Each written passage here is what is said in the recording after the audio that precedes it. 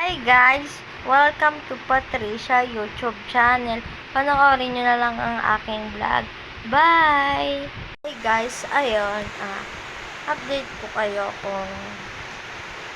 update ko lang kayo sa aking buhay ngayon at hindi madaling maging isang ina pala.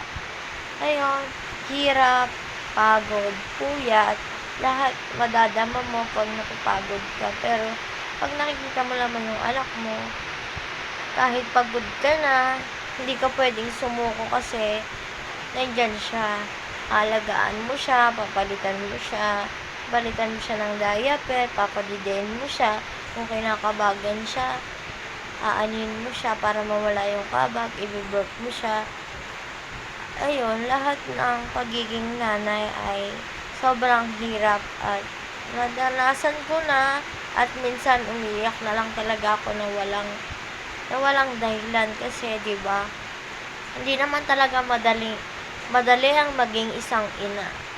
Kahit napapagod na ang isang ina, lumalaban pa rin kahit pinipilit niyang tumayo, bumangon, laban pa rin kasi para sa anak, 'di ba?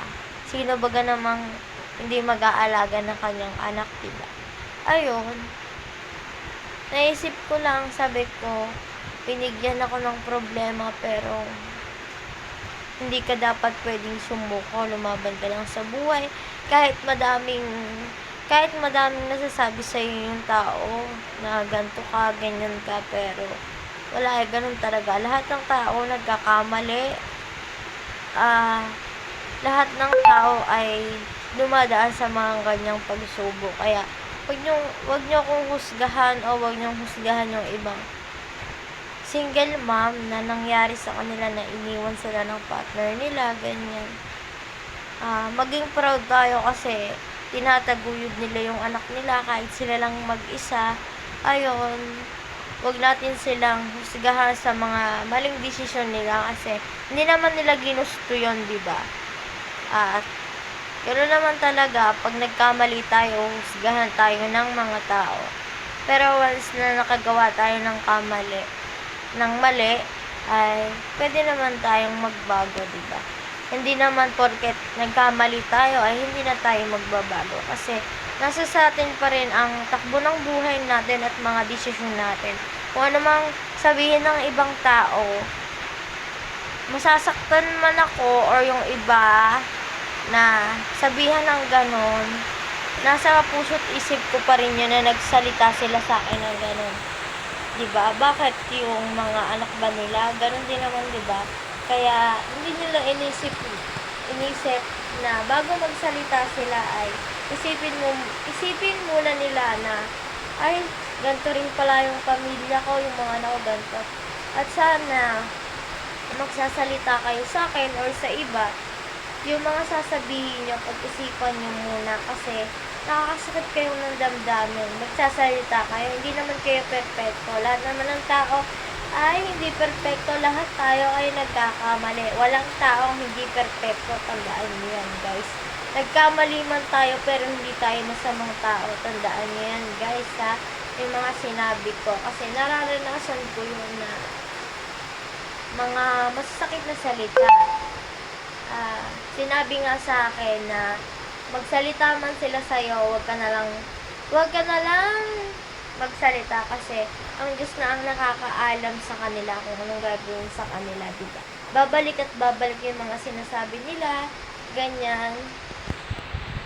At kung wala naman aambag sa buhay ng tao, wag nang makichismis, wag nang kung ano pang sabihin sa tao kasi hindi nyo alam yung pinagdaanan ng isang tao, kaya wag nyo husgahan, wag nyo sabihan ng masasakit na salita kasi hindi nyo sila nakasama, hindi nyo sila naramdaman, hindi nyo sila nakita na mahirapan sa mga pagsubok na binigay ni Lord, na kinaya nila na sila lang, diba? Kaya, ayun lang sa mga mapapayo ko sa akin, nagkamali ako, o yun, inaamin ko, nagkamali ako, kaya ang dami kong natutunan sa buhay. Ayun yung bumangon, 'di ba?